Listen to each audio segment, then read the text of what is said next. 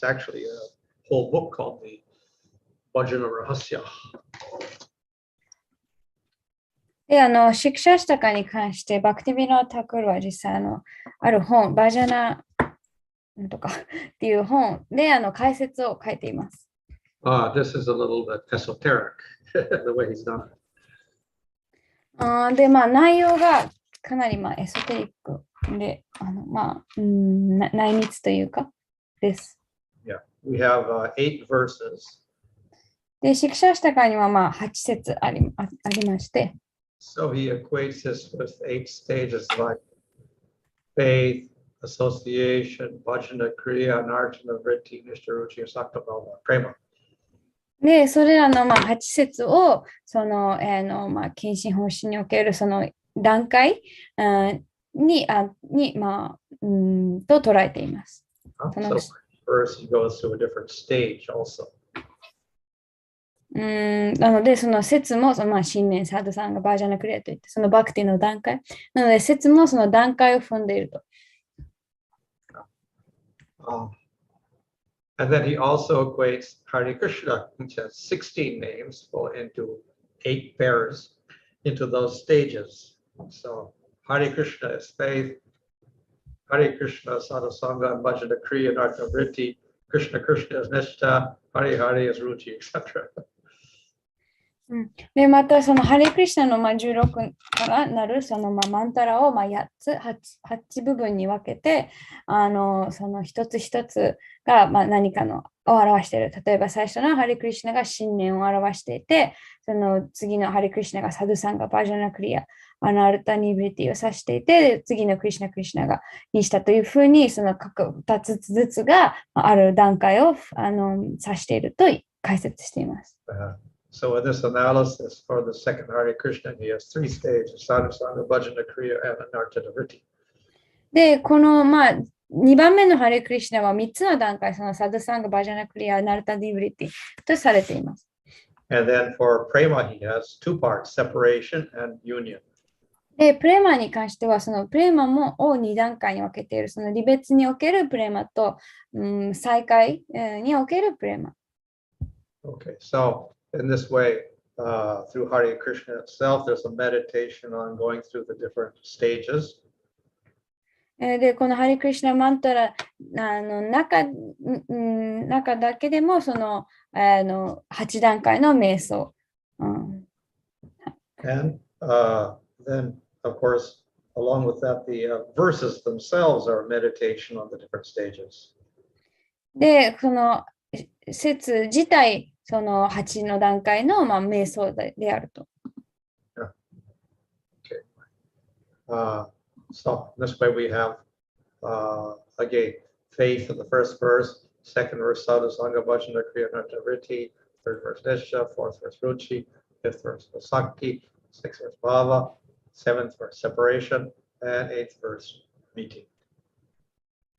で、そのシクシャシタカの8節も、そのバクティにおける段階に等しいと。その1節目が信念、2番目がそのサドさんがバージャナクリア、アナルタニブリティ、3つ目がニシタ、4つがルチと、そういうふうにどんどん。はい。And then again, along with that, then he relates we have the Astakaliya Leela, the Krishna's Leela in 8 parts of the day, divided in 8 parts. So each verse also represents part of the day of Krishna.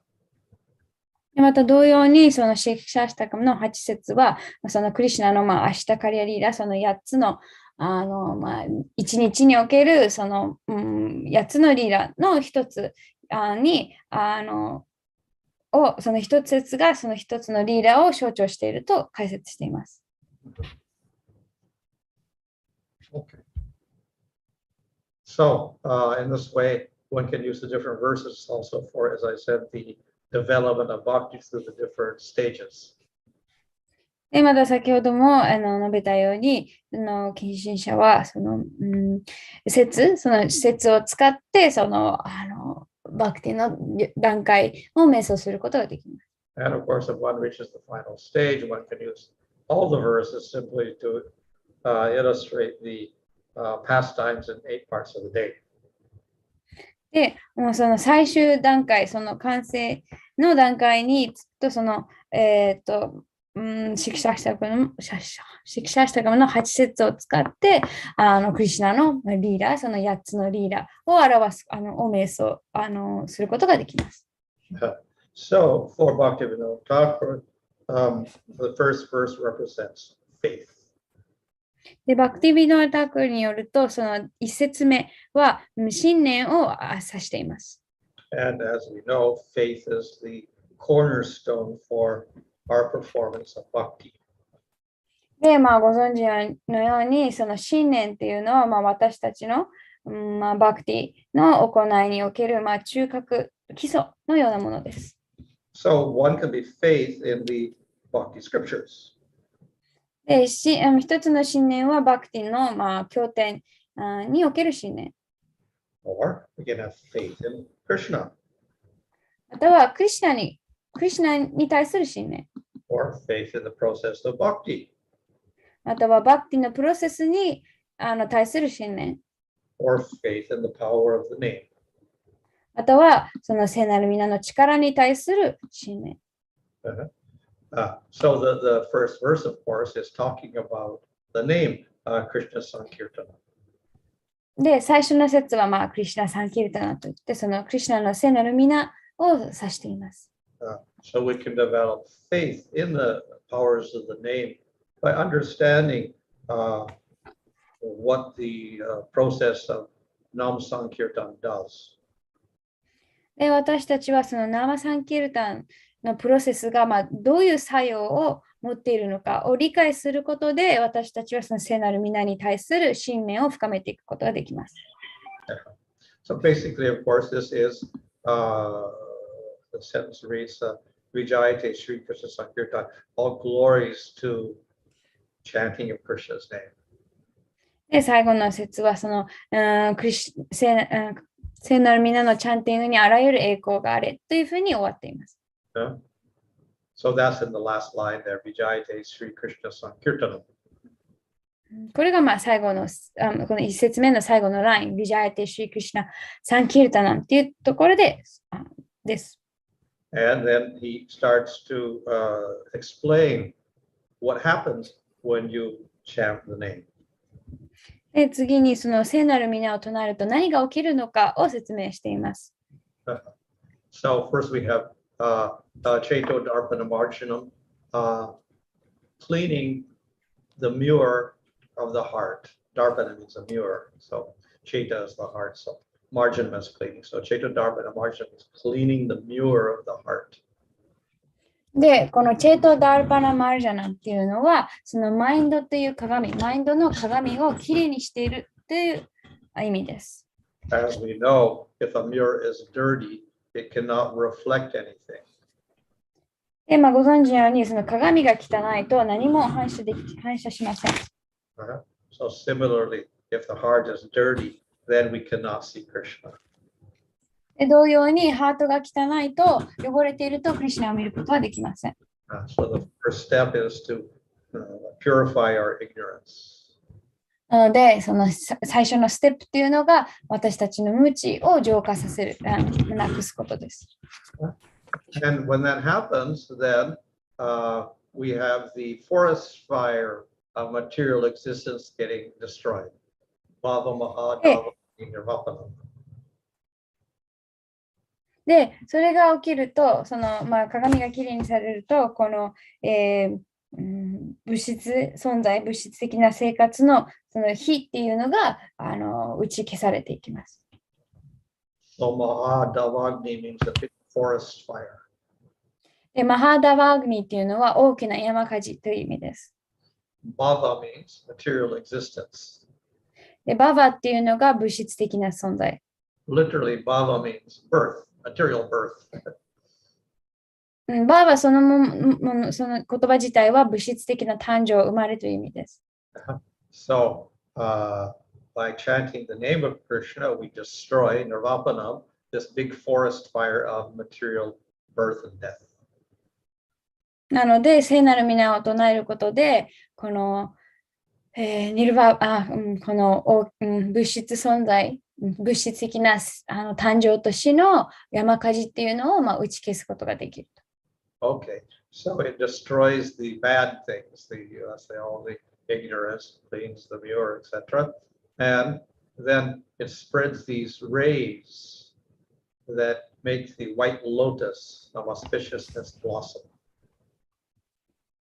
で、このチャンティングっていうのは、その悪いもの、その無知とか、を取り払って、それからその美しい白い蓮華の花の、輝きっていうのを広める。That Shreya Kairava Chandrika Vitarana. Kairava means a white lotus, Shreya means goodness or whatever. Chandrika is the moonlight, so it spreads out this moonlight of the lotus of auspiciousness.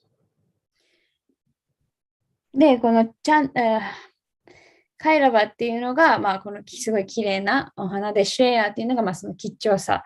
で、そのチャンドリカっていうのは、月の光月光なので、このチャンティングによって、この美しい花の、吉祥な光、月明かりが広まるっていう意味です。And the Sankirtan is the life or the jivana of knowledge. で、このサンキルタンっていうのは、そのジーバナ、この知識におけるその、命のようなもの。So, Kirtan destroys the ignorance and it produces knowledge. なので、キルタンは無知を破壊して知性を生む。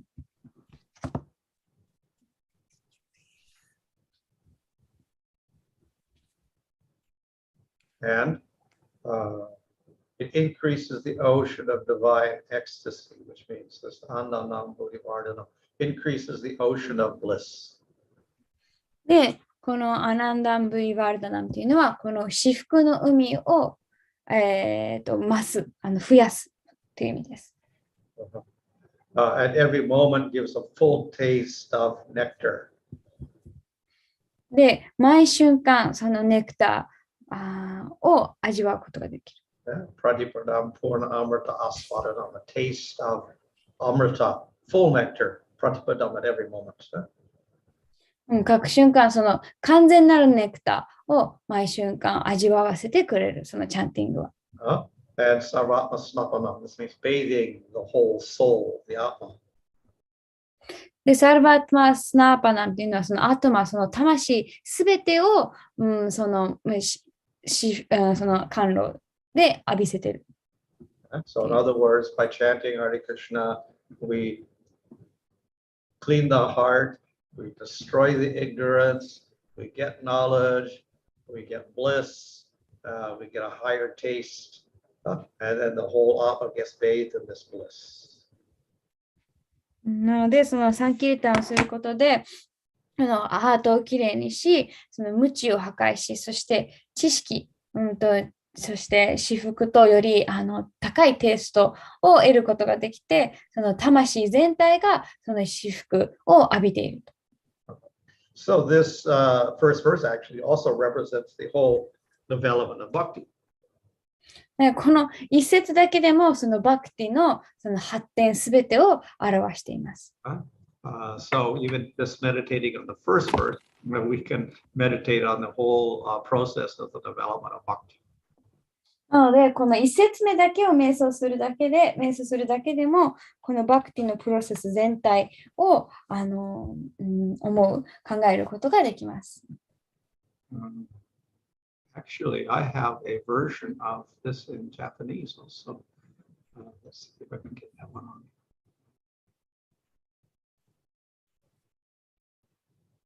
Is the Japanese version now? Right now, it's not the Japanese on the screen. Maharaj. Not. Oh, I think the other one I have to take off then.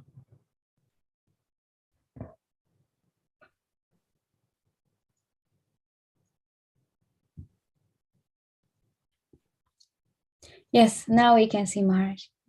I forgot I had that. 日本語版があったそうです。Well, that's all the Japanese there. Okay. はい。はい。So, therefore, the first effect is cleaning the mirror of the mind. で、最初の、チャンティングの効果っていうのが心の鏡をきれいにする。So, all forms of bhakti, we have 64 angas of bhakti, they all clean the mirror of the mind, basically. で、バクティはどんな形であっても、そのバクティにはその64の、部分っていうのがあるんですけど、どれもその心の鏡をきれいにすることができます。The first quality of bhakti mentioned in nectar devotion is kleshik need, destruction of all kleshas, suffering, karmas, desires, ignorance. で、ネクター・オブ・ディボーションで書かれているバクティのその一番最初の効果、兆候っていうのがクレーシャグニっていう、そのカルマ、望み、無知っていう形で現れるその苦しみを破壊する。So then the second verse is the destruction of the great forest fire of material existence. で、次がその物質存在、物質的な生活というその山火事、炎を消し去る。This, of course, is also included in kleshagni, karmas, desires, are destroyed.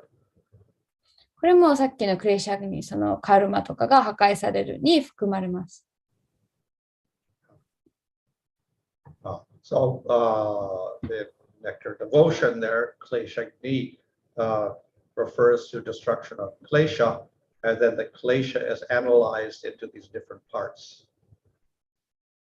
で、このクレーシャグニっていうのはその苦しみの破壊なんですけれども、その苦しみ自体がいろん分析されている。So the whole root is of our material existence is avidya or ignorance. で、その私たちのその苦しみのその根源っていうのがアビディア、無知です。And because of ignorance, we do not recognize the Lord, and we think we're a material body. で、その無知によって、私たちは思考集を認めず、その自分がこの物質的な体であると誤解します。Then we develop desires to enjoy with our body. で、その体で楽しみたいっていう、望み、欲望が生まれます。Then we commit sinful activities called papa. で、パーパっていうその罪な行動を活動を行います。This produces reaction, suffering. で、これが反動を生む、その苦しみを生みます。So all of this is destroyed through process of bhakti and chanting the name. で、これらすべてがバクティ、そして聖なる皆のチャンティングで破壊されます。So this, of course, is repeatedly stated in scriptures like the Srimad Bhagavatam. で、これはシーマド・バーガータムのような経典でたびたび繰り返されています。So in this particular verse of the 6th canto, it mentions Tirthapada Anukirtana. So Anukirtana means to chant, and Tirthapada means the Supreme Lord. To chant about the Supreme Lord. で、これはバーガータムの6巻からの説なんですけれども、ティルタパドゥナクリタナ、主について唱えることっていうふうに述べられています。So what does the chanting do?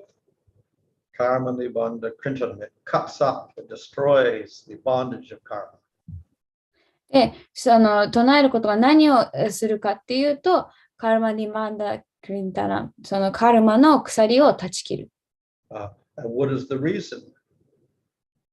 で、その理由はby the chanting process, the mind is no longer attached to material activity. なぜ断ち切られるかっていうと、そのチャンティングによってマインドはもう物質的な活動に執着を持たないからです。But by other processes, again, the mind becomes attached to matter and rajas and tamas.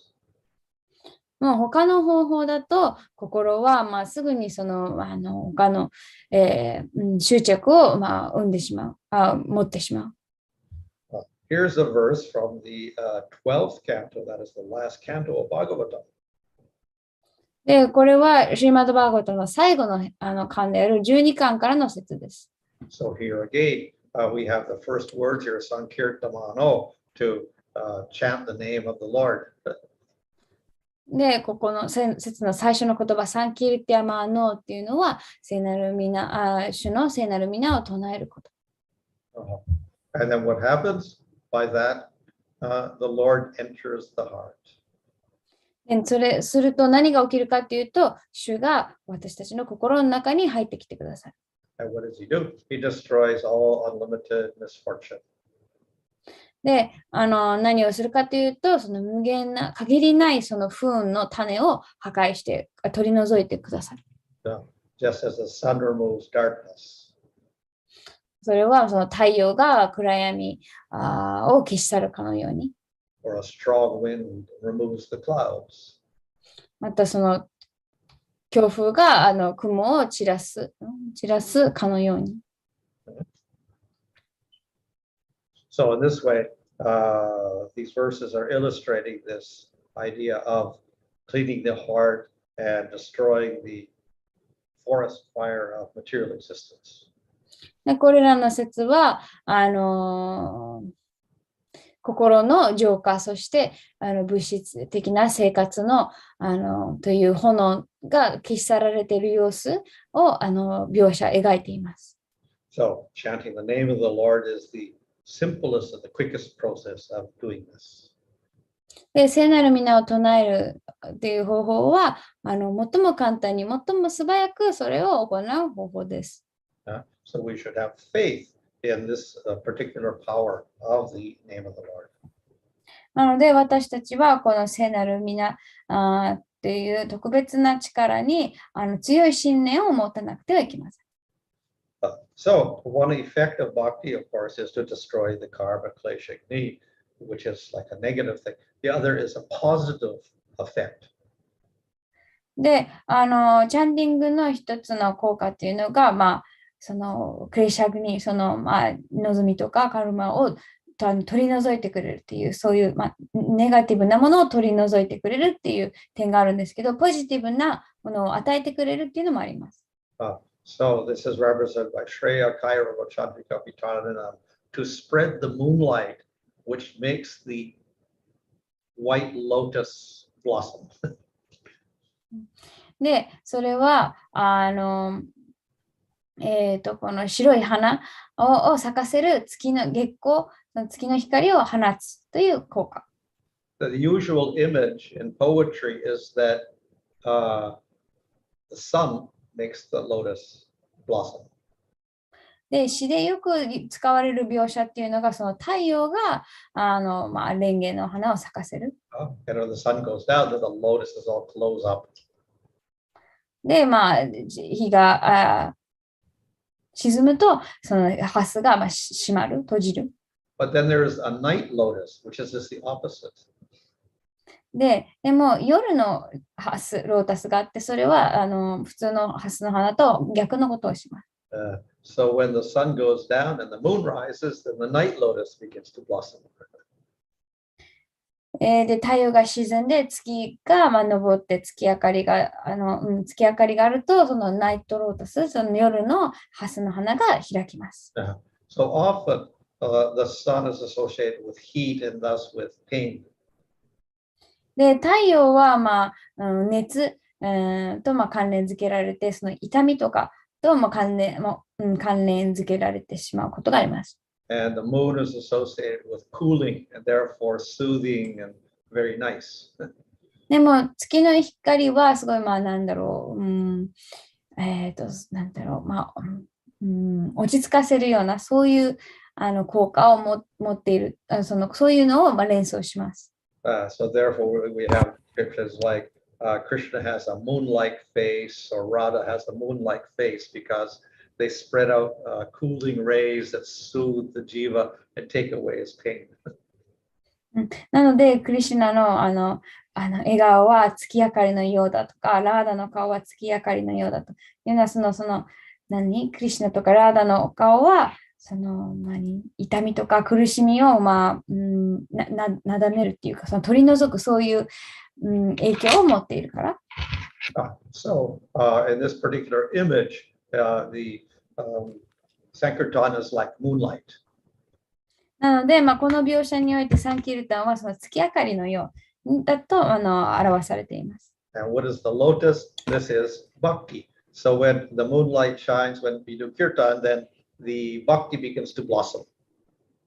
で、このキュータンをすることで、その月明かりが、放たれることで、このハスの花、これはバクティを表している。そのバクティが花を咲かせると。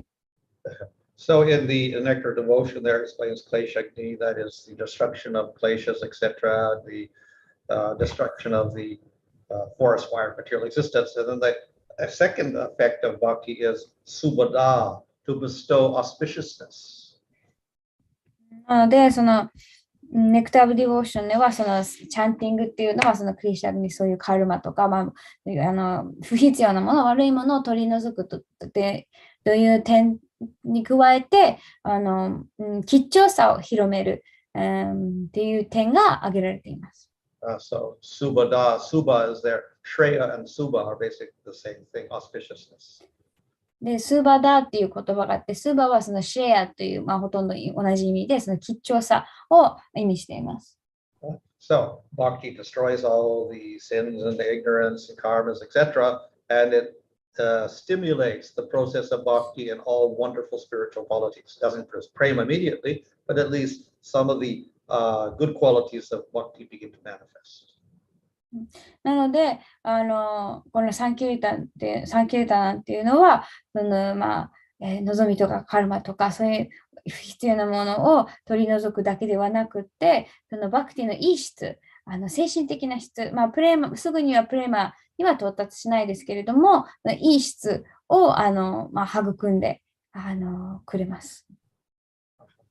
So this is a verse from the Padma Purana. で、これはパドマプラーナからの説です。So in this verse we have the auspiciousness, that's Sreya, or in the Subhada, whatever, auspiciousness. So here that is represented by Mangalam Mangalana, the most auspicious of all auspicious things. で、その先ほどのシュレイヤやスーバーで表されているその吉祥さは、この説ではマンガラナ、その吉祥さの中でも最も吉祥なものとして表されています。So Harinam, chanting the name, is the most auspicious of all auspicious acts. で、このハリナーム、そのチャンティングっていうのは、吉祥な行いの中でも最も吉祥なものであると。It's sweeter than the sweetest. で、甘いものの中でも、最も甘いものよりも甘い。It's the eternal fruit on the creeper of Vedic knowledge. で、またそのヴェーダの知識という木における、その、永遠で超越的な果実であると。So Sakradapi Parigitam Sardaya Heliava Naramatraya Krishnam. The holy name awards liberation of chanted even once without offense. で、この聖なる皆はその冒涜なしに1回だけでも唱えられれば、その解放を与えると。Whether you have faith or whether you do it negligently like Ajamil. で、それが信念を持って唱えようが、アジャミルのように意味を知らないというか、その、無意識に唱えたとしても。So in other words, the holy name will destroy all the karmas, etc., the forest fire material existence, and it also produces all auspiciousness in the form of development of bhakti. なので、聖なる皆はそういう、カルマとかそういう物質存在の火を消すだけではなくて、そのバクティっていう形の吉祥さをもたらしてくれます。So Vidya Vadu Jivanam, it is the life of spiritual knowledge. で、このヴィディアバードジーバナンっていうのは、これは精神的知識の真髄であると。So of course, knowledge, vidya often has a negative connotation. で、ヴィディアっていうのはほとんどの場合、そういうネガティブな、ものを連想させます。In other words, we associate knowledge with impersonal Brahman. 言い換えればその知識をその非人格的なブラフマンと、私たちはその連想しがち。But Brahman is only one aspect, like the light coming from the Lord, so it's not the highest knowledge. でも、ブラフマンはその主の一つの要素に過ぎない、その主から放たれる光なので、なんだっけ最も高い知識ではない。So real vidya, real knowledge or jnana is knowledge of the Lord. で、真のビディア、ギャーナ、その真の知識っていうのは、主に関する知識。So the name is non-different from the Lord. で、聖なる皆っていうのは主と変わりがない。It is the easiest way to realize the Lord. で、主を悟る最も簡単な方法。So therefore, it is the life of all knowledge, all realization of Krishna, chanting the name. なので、聖なる皆のチャンティングはあらゆる精神的な知識の、命というか真髄です。Here's a verse from the Garuda Purana. で、これはガルダ・プラーナからの説です。So if you want to achieve the highest knowledge, paramjnanam, でもしこのパランギャーナ、最も高い知識を達成得たいならば、so that you can reach the Vaikuntha, the supreme abode of the Lord, その思考主の住処であるバイクンタを達成したいのであれば、then perform Govinda Kirtan with firm faith. You chant the name of Govinda, Kuru Govinda Kirtanam. それを達成したいのなら、このゴービンダ・キルタナを固い信念を持って唱えなさ実践しなさい。So we get a kind of a knowledge of the Lord, but knowledge is not enough. We want experience. で、私たちはその、主に関する知識を得るんですけれども、それではまだ足りない、物足りない、何らかの体験が必要。So we could see the Lord and get knowledge, but more than that, we should have an experience of the Lord. なので、知識を持って主を見ることができても、その主の体験を、が欲しくなる。So that experience is bliss, ananda. で、その体験は、至福、アナンダです。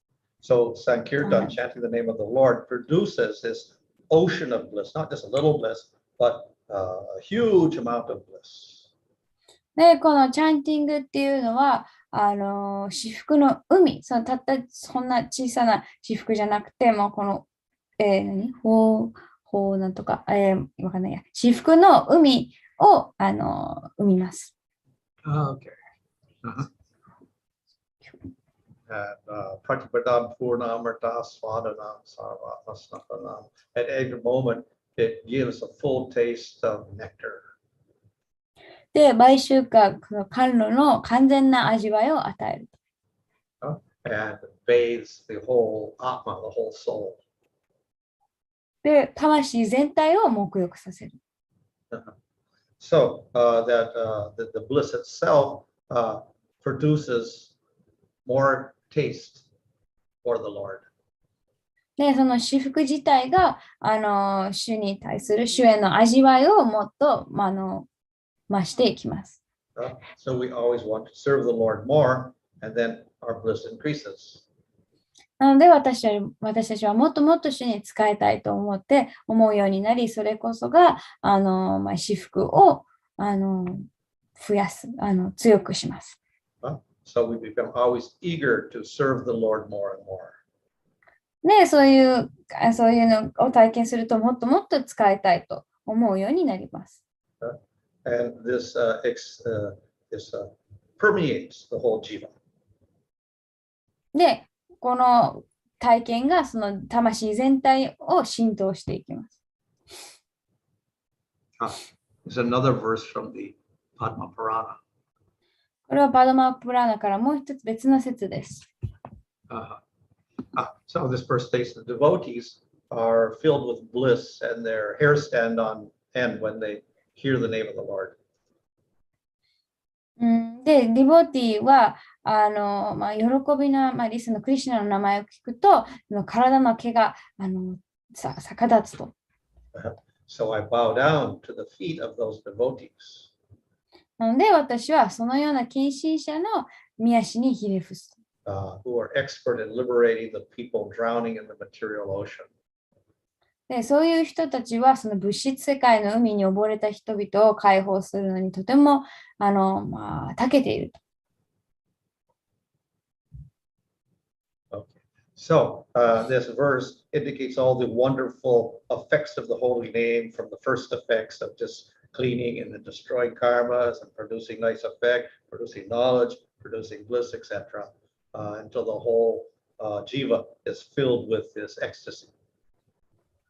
で、この最初の説だけでも、この聖なる皆のチャンティングでによってもたらされる効果をすべて表している、そのカルマとか、欲っていうのが破壊され、物質的存在の炎が打ち消されて、そして知識を得て、高い至福を得て、その魂全体が至福に満たされるっていう、そういうのを説明しています。So we should develop strong faith that by chanting, we will get these effects. で、私たちはこのチャンティングをすることで、この効果を得られるっていう固い信念を持たなくてはいけません。So that faith is a very important element in bhakti.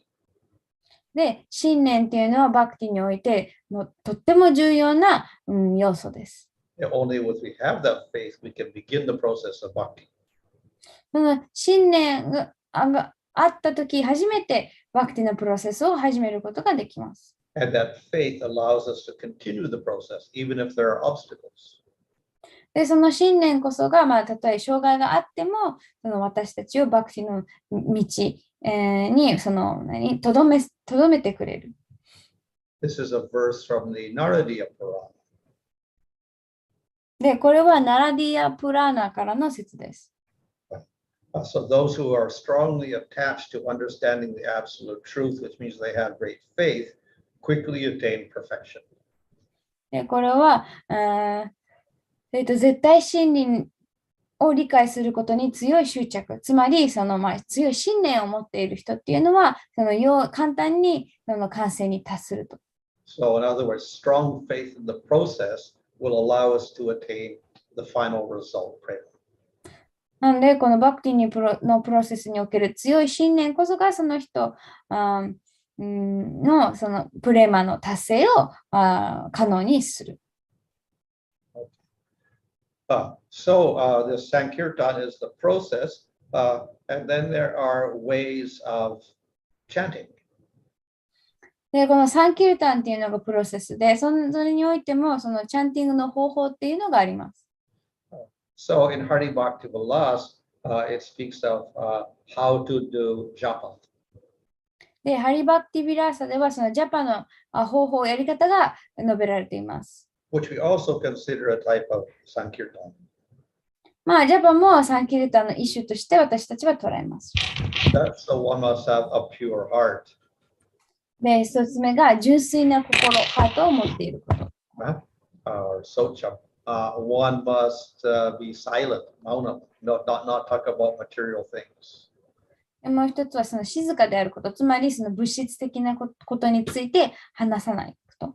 One should affectionately remember the meaning of the mantra, mantra artha chintanam. で、マントラの意味を好意的に思い出すこと。One should have steadiness and patience. そして、不動心と忍耐心が必要である。And this will produce success in chanting. で、これらが、チャンティングの、成功をもたらすと秘訣であると。Japa sampati. This is a cause of success in chanting. で、これらが、そのチャンティングにおける成功の、要因であると。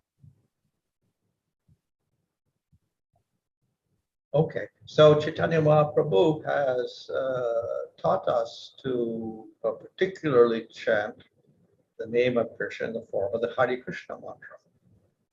で、チャイタニャ・マハプブは、その、クリシュナの聖なる皆を特にその、ハレクリシュナマントラという形で唱えるよう勧めてくださいました。So, I think it's Gopal Guru Goswami. He has given an explanation of Hare Krishna and Rama. で、ゴパール・グルスワミがこのハレー・クリシュナ・ラーマの意味を解説しています。So first he explains Hare. で、まずハレ So Hare can be the calling out to Hari. Hari, when we call out to Hari, it becomes Hare. ー。で、これはまあハリへの呼びかけ、そのハリと呼びかけるとハレになります。So Hari means avidyam harati, one who takes away ignorance. で、ハリっていうのは無知を取り払うものという意味です。And that's that person, the Supreme Lord Bhagavan, who has a body full of knowledge and bliss. で、それは、知性と至福に満ち溢れた超越的なお体を持つ思考主です。Okay. So then we have another meaning of Hare. で、ハレにはもう一つ別の意味があります。So that same word Hare, it can mean calling out to Hari. It can also mean calling out to Hara. When we call it Hara, it becomes Hare. で、また、ハレは、腹の呼びかけにもなる。その腹って呼びかけてると、ハリになる。So Hara refers to Radha. で、腹は、ラーダを指しています。That is, Tohare, Shri Radha Prakirtita. She's Krishna Hlada Sarupini. She's the Hladini Shakti. ラーダはクリシュナのフラディーニ・シャクティである。And what does she do? Instead of taking away ignorance, she steals Krishna's mind. Harati, Shri Krishna Mana. She attracts Krishna's mind. That's Harati. Hare, Hara. で、彼女は何をするかというと、彼女はクリシュナのハート、心を奪う。So that's the second meaning of Hare, Hara. で、それがハレの2つ目の意味、そのハラを指している。Okay. And then what's the meaning of Krishna? で、クリシュナの意味は何かというと、So Krishna is the consort of Radha. で、クリシュナはラーダの最愛の存在である。This is Ananda Ekasuka Swami Shama Kamal Lochana. He has lotus eyes. で、明日の花の目を持っている。He is he gives joy to Gokulananda. で、ゴクラなんだというのはそのゴクラにその喜びを与える。He is the son of Nanda Maharaj. で、ナンダマハラージの息子である。So in other words, Krishna means that Krishna in Vrindavan. なので、クリシュナっていうのは、ブリンダーバにいるクリシュナを意味しています。Okay. So when we say Hare Krishna, then we're talking about Krishna who always enjoys Radha. なので、私たちがハレークリシュナって言って唱えているときは、いつもラーダと楽しんでいるクリシュナを指しています。So the word enjoy comes here. なので、楽しむ、味わうっていう言葉。It means Rama. Ramate means to enjoy. So one who enjoys Radha is called Rama. がラーマっていう言葉で表されていて、そのラーダを味わう、楽しむ、っていうの、ラーマはそのラーダを楽しむ、味わうという意味です。So when we chant Hare Rama, we're talking about Radha and Krishna who enjoys Radha. で、ハレラーマっていうのはラーダ、そしてラーダと一緒に楽しんでいるクリシュナを表しています。So previously it was mentioned that we should understand the meaning of the mantra when we do our japa. So that this is the meaning. で、先ほどそのチャンティングの秘訣として、そのチャンティングの意味を理解することが書かれてあったので、ここではそのチャンティングの意味が述べられています。So Guru Goswami, who wrote this meaning of Hare Krishna, he also says when you're chanting, then you should remember the pastimes of Radha and Krishna. で、ゴパーラ・グルコスワミはそのチャンティングをするときっていうのは、そのマントラの意味、そのラーダとクリシュナの遊戯を連想する、思い出すべきであると説明していました。Okay. I'll have to go back to the other one again, I guess, because that's where that verse is.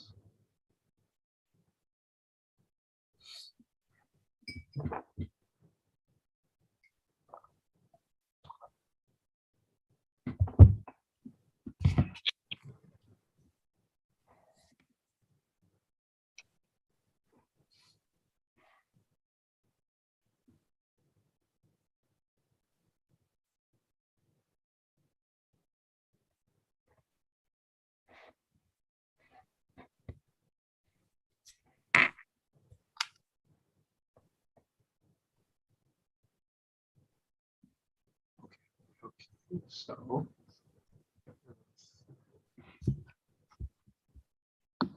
which one? Yeah, this one. Let's take this one here. Okay. So this is the meditation in the first part, the first of the period of Astakaliya Leela. It starts at the very beginning of the day. で、明日カリアリーラーの、最初の遊戯が、一日の一番最初に始まります。So Krishna Kaviraj has written Govinda Lilamrita. Krishna Thakur has written another work also, which and I think Kavi Karnapur has written another work. So they all go through basically the 8 parts of the day and describe Krishna's pastimes. で、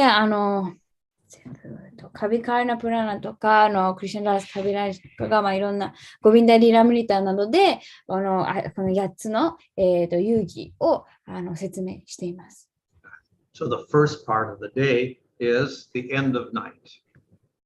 で、一日の最初っていうのがその夜の終わりです。And Radha Krishna are sleeping. で、ラーダとクリシュナは眠っています。And then Vrinda understands it's morning time. She gets frightened, so she orders the parrots to start making noises to wake up Radha and Krishna. で、ブリンダが、その朝がやってくるのを、に気づいて、そのラーダとクリシュナを起こすために、その、オウムたち、インコオウムたちに、泣かせます。So they see each other and they're greeted by the Sakis.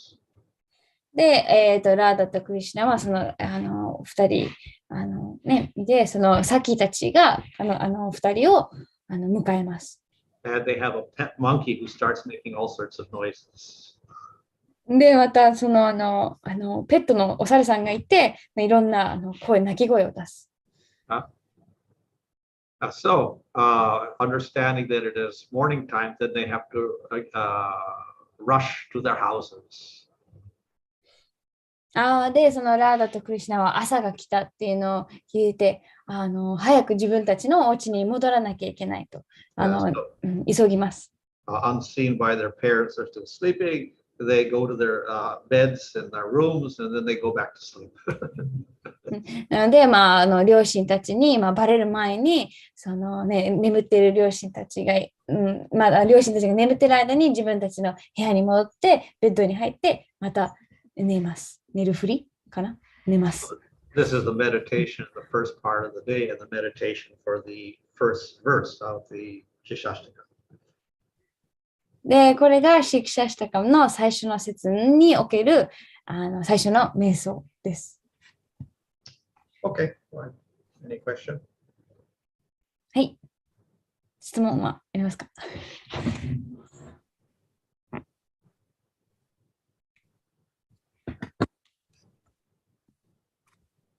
？May I ask Your Holiness?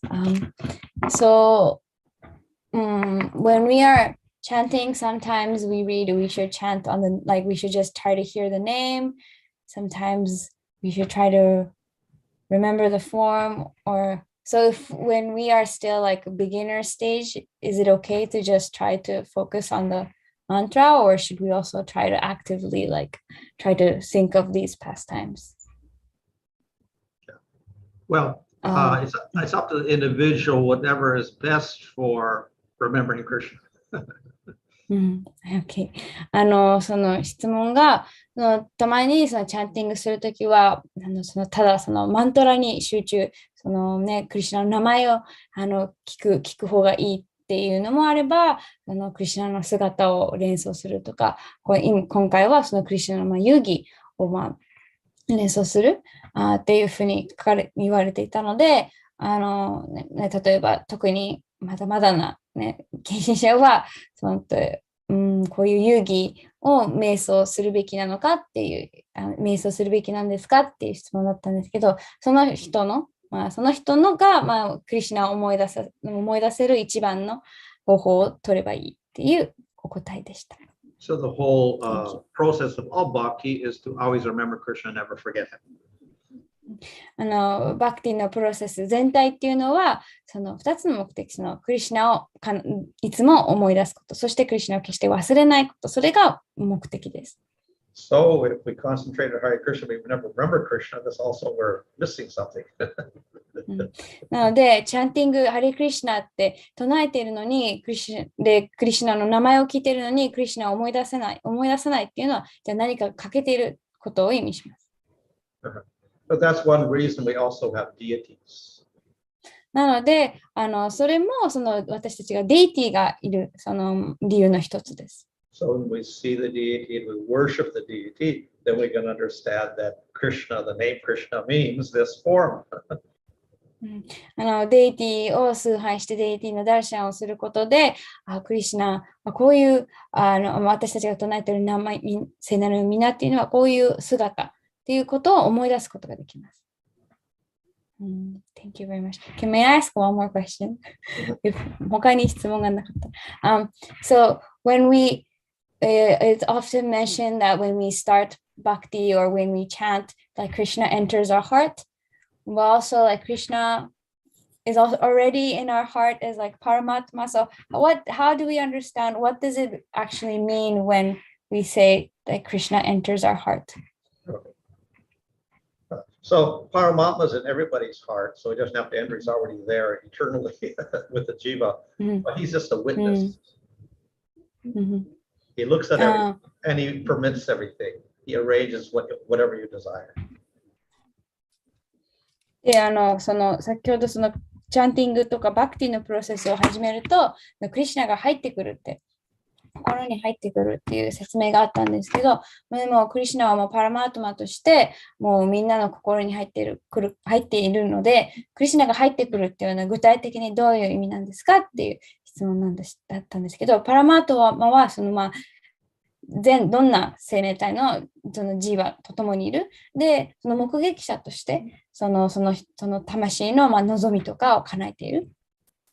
But when we have faith in Krishna and we start the process of bhakti, then we're actually worshiping Bhagavan, not Paramatma.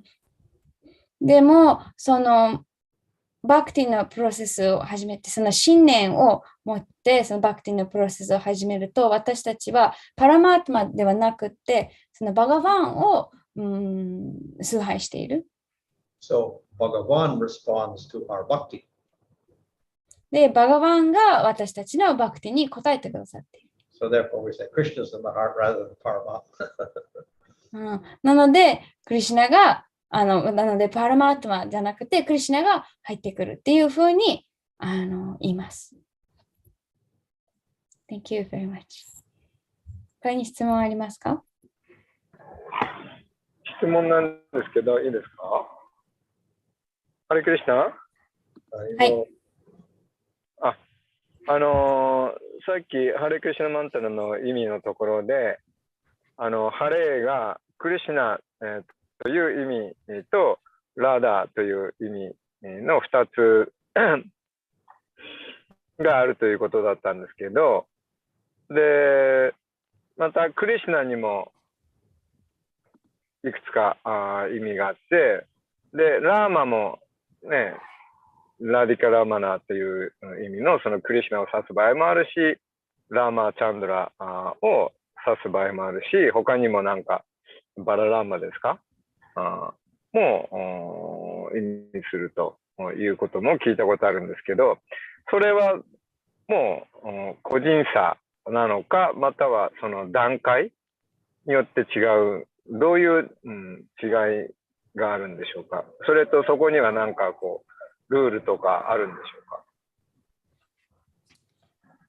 So in the description about like the meaning of the names, specific like how Hare can mean Krishna, Radha, even Rama can mean Krishna, Radha. But also we've heard that Rama can also mean like Lord Ramachandra. Sometimes Ram means like Balaram. So is this like depending on the individual, or is it like corresponding to a particular stage that devotee is in, or are there any like rules about this? Like yeah. So Rama can also mean Parsaram.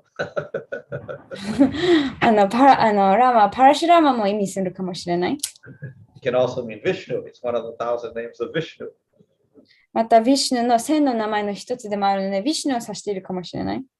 Hare can also refer to Vishnu. ハレもヴィシュヌを指すこともある。So we can have Hare Krishna, and Krishna can also mean Vishnu. で、クリシュナもヴィシュヌを意味するかもしれない。So if you're a Vishnu worshiper, you can take everything as Vishnu.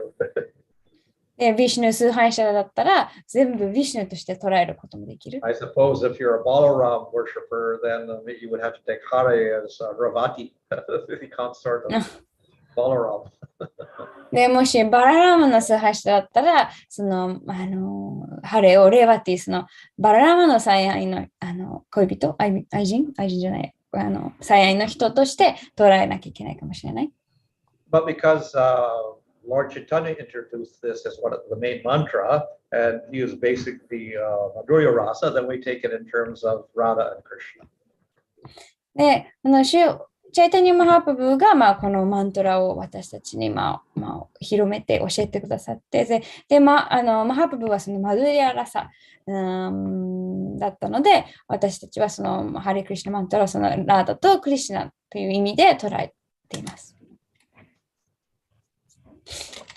その場合はじゃあ、ハレーがラダラニを意味するんですね。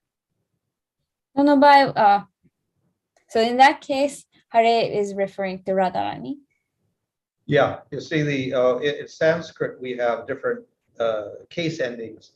So in the name, and when we talk about name Nam Kirtan, it's all in the vocative case, which is calling out, "O Krishna, O Rama," or just like you call it, "O Mother, O Father." This is called the vocative case. で、サンスクリットではその、語尾によって、その呼びかけている形だったり、なのでこのマントラではラーマよとかお母さんよって感じで、そのクリシュナよって呼びかけている、そういう形、そういうあれです。So therefore, when you call out to a feminine form ending in a, like Radha, it becomes Radhe in the vocative form, O Radha. なので、その、フェミニン、女性のそのラーダとかを呼びかけている場合は、その語尾が変わってラーデーになります。Or if we call out Ganga, which is another Ganga river, feminine form also, it becomes Gange. で、またガンガもね、女性の言葉なんですけれども、そのガンガを呼びかけているときはガンゲーとその E に語尾が変わります。But then if we have masculine forms like Hari, it also becomes Hare, the same word in the vocative, even though it's a different root, it's Hari instead of Hara, but Hari becomes Hare also in the vocative. で、今度はそのハリーのようなその、男性言葉の場合はもうそのハレーになる。なので、そのルートの言葉、ハラーとハレーって違う、ハラーとハリーって違うんですけれども、その呼びかけの形になると、両方ともハレーになる。です。なるほど、わかりました。ありがとう。Dandavad Pranam Maharaj. Haribol. Maharaj, in the explanation you said Krishna being the consort of Radharani. How can we interpret this, Maharaj? It was little for us in there was in the explanation. This one place it was said that Krishna being the consort of Radharani. Well, we could say he's the lover of Radharani. So the masculine and feminine form doesn't change. It's just What masculine and feminine form? like Krishna is the Purusha form and the feminine form is the Radharani. Yeah. So when we talk about consort, it becomes the feminine well, part. I guess I could just say not consort. He is the lover of Radharani. If we want to say consort is the female form, so it's a male form. Understand? Consort is only female? I don't know. I think it could be, usually it's used, but it could be male form also. それを聞きたかったの？それを、You look it up in the dictionary. 質問が。But it's a wife, a husband. So, but 一般的にこの英語で consort って言うと、女性の、愛人じゃないけれども、愛人なんですけど、でもit could be wife or husband according to the dictionary. なので、So we say Queen Victoria and her consort, Prince Albert. So there's the male. I see. いつもよくラーダがクリシュナのコンソート、その、愛人っていうふうに、描かれるんですけど、ここではクリシュナがラーダの愛人って逆だったので、多分その質問になったんですけど、愛人は男女どっちでも当てはまるので、最愛の存在。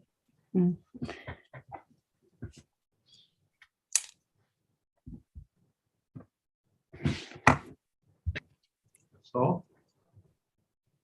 他に質問はありますか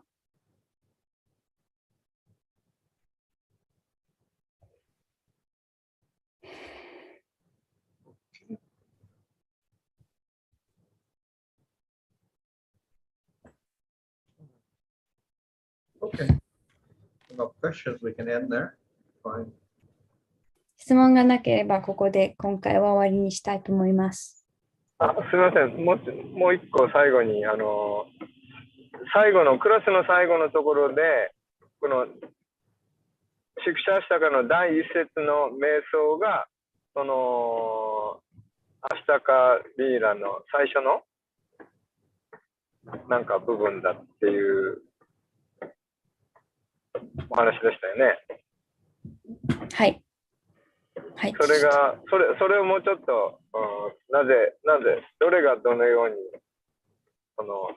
どう Why? I think it's good because there's 8 slokas and we have 8 parts of the day, so he divides the verses of the Astakalina Lila into the 8 slokas. And so the first sloka goes in the first part of the day, the second part of the day, only because of that. マルさん、途中、最初から、クラス、多分途中からでしたっけ、マルさん。ごめん、途中から。最初ちょっと、最初の少し遅れた。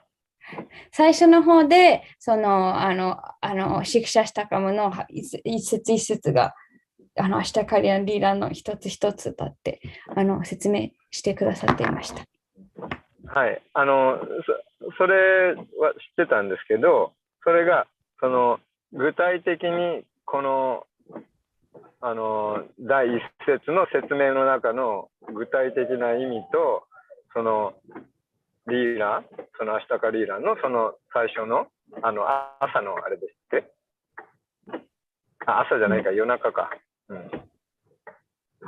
そこがどのように関連してるのかっていう、もう少し具体的な話を聞きたいなと思って聞いたんですけど。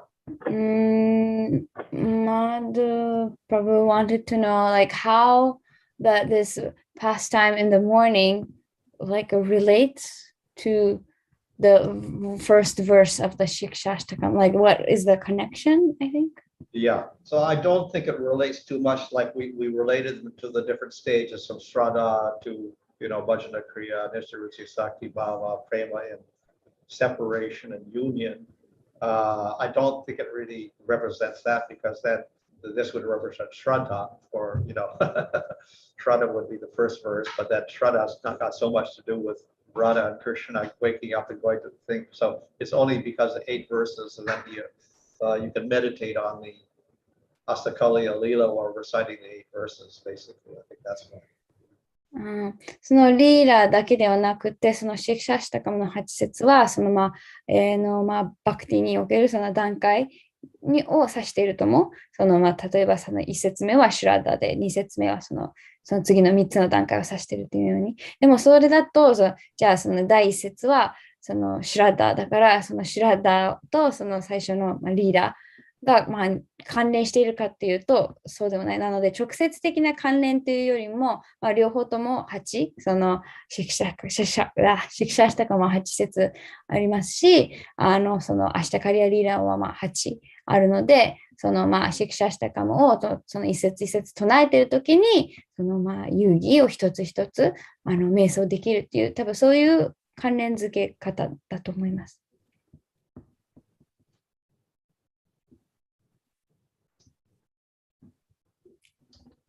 Okay. Hare Krishna Maharaj. Oh. Maharaj, like we are discussing, like Paramatma is already there. We by Chetodarpan Marjan we are approaching. So in how to relate the explanation, like by the mercy of Guru and Krishna, we get the seed of bhakti. So that looks like the bhakti is not there inside, or the seed is not there, and we get the seed from Guru. Yes, so? So, but in this explanation, like we already have the seed, Maharaj, like, and then we clean the heart, and then it sprouts. No, you clean the heart when you do kirtan. Yeah. Sankirtan cleans the heart. If you don't have the kirtan, no cleaning. So in that case, also like the seed of bhakti is already there. Well, the seed comes from the kirtan. Okay. But why do you start kirtan? Because you get inspired by devotees. And if you don't get inspired by devotees, you don't do it. So no seed. Okay. I got it, Maharaj. Thank you very much. Okay. すみません、もう一個最後にいいですか。そのサンキルタンって、そのキルタンっていうその唱えるっていうことなんですけど、その主の聖なる皆を唱えること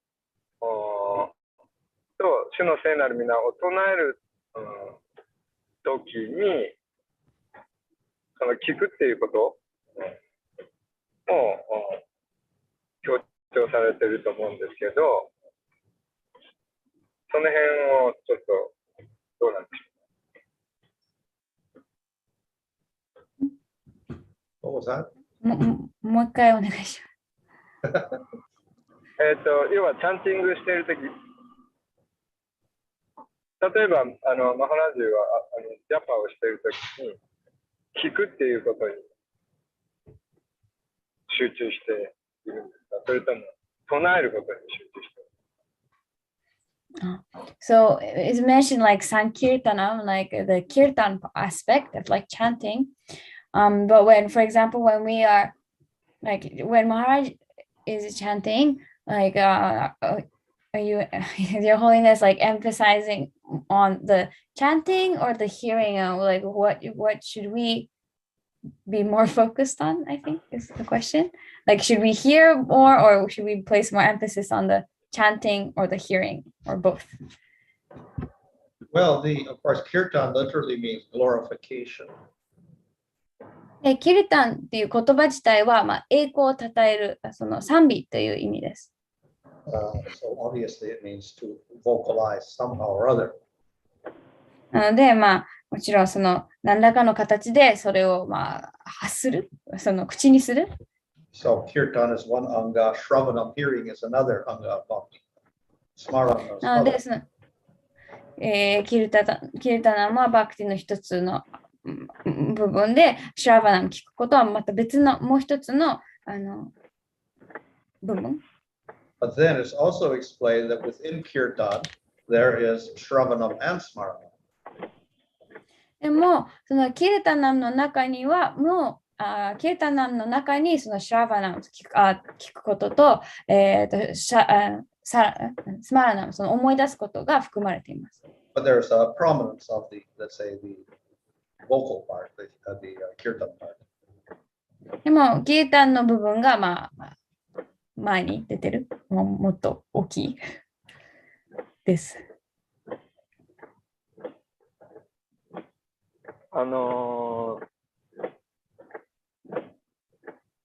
称えるっていうことをボーカライズっておっしゃってましたけど、やっぱり声に出して称えるっていうことが進められてるんですか。例えばハリダスサークルはマナサで3分の1を唱えて、で小さな声で3分の1を唱えて、そして大きな声で3分の1を唱えてたって言われてますけど。So your Holiness mentioned like the word vocalize. So is it important that we say out loud? Because like Haridas Thakur said that 1/3 of his chanting he did in his mind, and 1/3 he did in a small voice, and 1/3 he did like loudly. So is it important that we like actually say out loud? Well, we want to say it out loud. We could do kirtan as such with kartal and mridanga. And if we want to do the japa, then that says that the definition there is it is audible to ourselves but not to others. で、大きくするならムリダンガとかカラタラ使ってやってもいいし、で、そのジャパは自分には聞こえるけど他の人には聞こえないっていうそういう定義です。